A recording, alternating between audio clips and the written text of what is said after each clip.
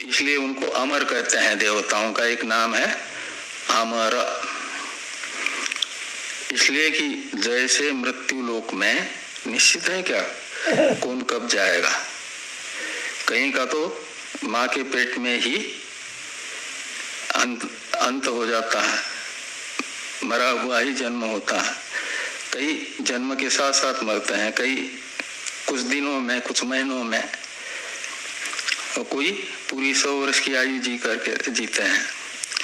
तो इसलिए मनुष्य योनि आदि में कोई निश्चित नहीं है कि कब चला जाना पड़े, लेकिन एक बार स्वर्ग में गए तो वहां निश्चित है कि जब तक वहां पर देवताओं के यानी आपके 12 वर्ष, देवताओं का एक दिन, स्वर्ग के देवताओं का एक दिन, तो ऐसे उनके 30 दिन का एक महीना और 12 महीने का एक वर्ष, और ऐसे 100 वर्ष की आयु उनकी होती है। उतना जीने के बाद ही स्वर्ग में गए हुए का पुण्य क्षीण हो जाता है और फिर मृत्यु लोक में आते हैं। क्षीणे पुण्य मर्त्य लोकम विशंति, लेकिन उतना तो जीना ही है।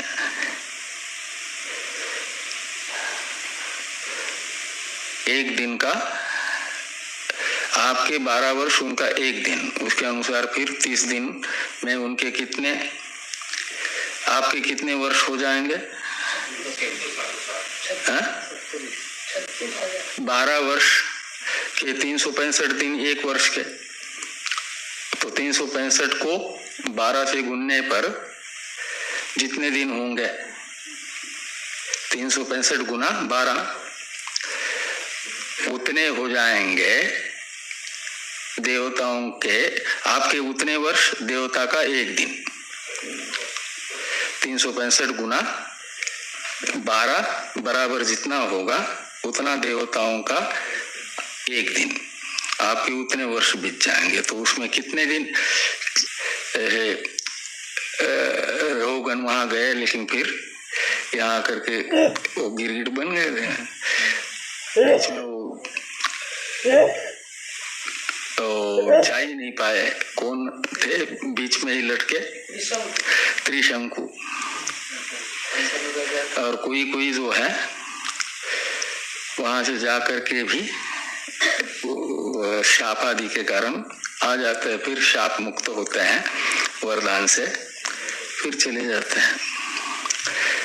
लेकिन सामान्य रूप से तो उनको उतना जीना ही है। उसके अनुसार फिर उनके दुनियों में कर्म करने की वासनाएं निवृत्त होगी। और विद्या अमृतम अश्नुते, और विद्या से क्या करता है? अमृतत्व को प्राप्त करता है। का मतलब निष्काम भाव से करता है तो विक्षेप निवृत्त हो जाता है, और परंपराया फिर यह उपासना क्या हो जाती है? कर्म उपासना साथ साथ अनुष्ठित मोक्ष का साधन बन जाती है। वहां अमृत तत्व का अर्थ तो मोक्ष निकलेगा। और यदि सकाम भाव से कर रहे हैं तो अमृत शब्द से लेंगे स्वर्ग से भी अधिक स्थायी है महाप्रलय तक रहने वाला ब्रह्मलोक। मृत्यु लोक तो जल्दी ही समाप्त होता है, मृत्यु लोक की अपेक्षा स्थायी है स्वर्गलोक, स्वर्गलोक की अपेक्षा स्थायी है ब्रह्मलोक। ब्रह्मलोक लोगों की यानी मुख्य जो है वहां के प्रधान हिरण्यगर्भ, उनकी आयु समाप्त होने पर तो महाप्रलय ही होता है। का मतलब जब तक सूर्य चंद्र है तब तक स्थायी है कौन? ब्रह्मलोक। भले ही नारे लगाते हैं लोग, कोई नेता के अंतिम यात्रा में का मतलब जब तक कार्य वर्ग है तब तक रहता है कौन? ब्रह्मलोक। उसके बाद में फिर प्राकृत प्रलय होता है, महाप्रलय कहा जाता है। फिर प्रलय काल समाप्त होने पर दूसरी सृष्टि होती है, वो अलग बात। तो सकाम भाव से समुच्चय जो कर रहे हैं, साथ साथ अनुष्ठान कर रहे हैं, उनके तो पाप कर्मों की निवृत्ति मृत्यु शब्दित कर्मानुष्ठान से होगी, साथ साथ अनुष्ठित कर्मानुष्ठान से, और सकाम उपासना से ब्रह्मलोक की प्राप्ति, अमृतत्व से लिया जाएगा ब्रह्मलोक, उसकी प्राप्ति होगी। तो अविद्या मृत्यु तीर्थवा विद्या अमृतमश्नुते, वो वहां पर कहा जाएगा। इसलिए ये कहते हैं कि यस्य च येन समुच्चय संभवति न्यायतः शास्त्रतो वा तद इह उच्यते। तो युक्ति तथा शास्त्र प्रमाण से जिस विद्या के साथ कर्म का समुच्चय संभव होगा, उसी विद्या के साथ समुच्चय का विधान करने की इच्छा से यहाँ पर एक एक के अनुष्ठान की निंदा की जा रही है।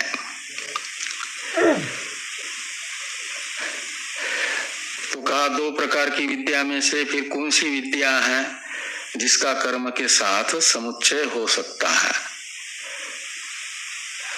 तो उसे बताया जा रहा है आगे, यद दैवम वित्तम देवता विषयम ज्ञानम तत्कर्म संबंधित्वेन उपन्यस्तम न परमात्म ज्ञानम। तो कहते हैं यद दैवम वित्तम, दैव वित्त शब्द का अर्थ क्या होता है? वित्त दो प्रकार का बताया था ना, मानुष वित्त, दैव वित्त। दैव वित्त किसको बताया था? दैव वित्त शब्द का अर्थ क्या है?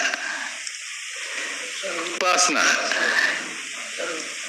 दैव वित्त, उपासना, देवता ज्ञान, ये सब पर्यायवाचक शब्द हैं। तो दैव वित्तम यानी उपासना कौन सी? तो कहते हैं देवता विषयम। तो यहाँ देवता शब्द का अर्थ है सोपाधिक ब्रह्म, कार्य ब्रह्म और कारण ब्रह्म।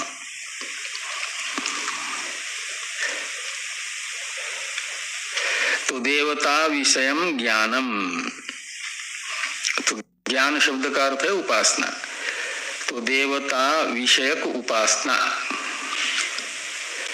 इसमें उपासना का विषय यदि देवता है तो उन्हें क्या कहा जाएगा? उपास्य।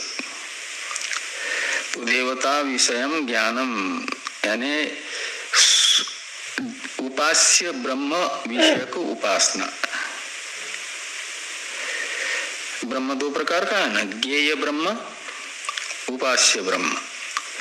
ज्ञेय ब्रह्म है निर्विशेष ब्रह्म, निरुपाधिक ब्रह्म, और उपास्य ब्रह्म है सोपाधिक ब्रह्म, सगुण ब्रह्म।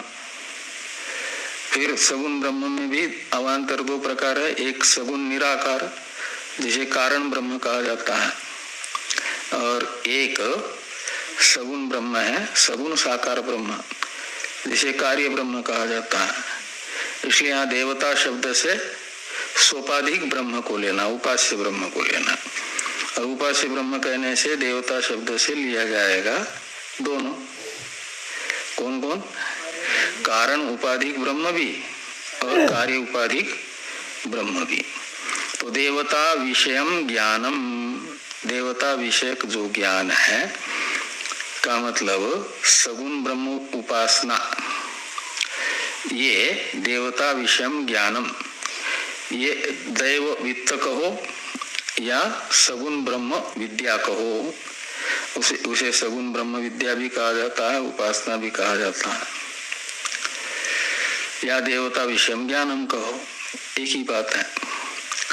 और तत्कर्म संबंधित्वेन उपन्यस्तम, तो तत् शब्द से किसको लिया जाएगा? दैव वित्त को। यत् तद और नित्य संबंध होता है ना, तो यत् शब्द का जो अर्थ है, तो यत् शब्द किसका परामर्शक बन रहा है? दैव वित्त का, यानी देवता विषय ज्ञान का। उसी का परामर्शक बनेगा तत्कर्म संबंधित्वेन में तत् शब्द। तो तत् यानी उपासना रूप दैववित्त, देवता विषय ज्ञान, उसी का कर्म संबंधित्वेन उपन्यस्तम,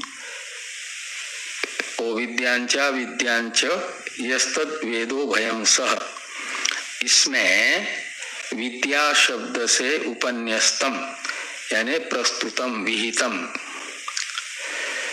विद्या के साथ यानी कर्म के साथ साथ अनुष्ठेयत्वेन रूपेण, विहितम उपन्यस्तम का अर्थ है, तो कर्म के साथ ही अनुष्ठेयत्वेन रूपेण विहित है, उपन्यस्त है का मतलब कौन? तत्। और तत् का मतलब उपासना, देवता विषयक ज्ञान, वो उपन्यस्तम यानी विहितम। किस रूप से विहित है? तो कर्म संबंधित्वेन, यानी कर्म के साथ सह अनुष्ठेयत्वेन रूपेण उपासना विहित है।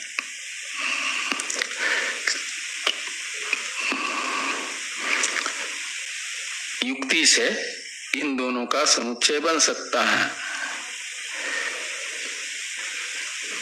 ये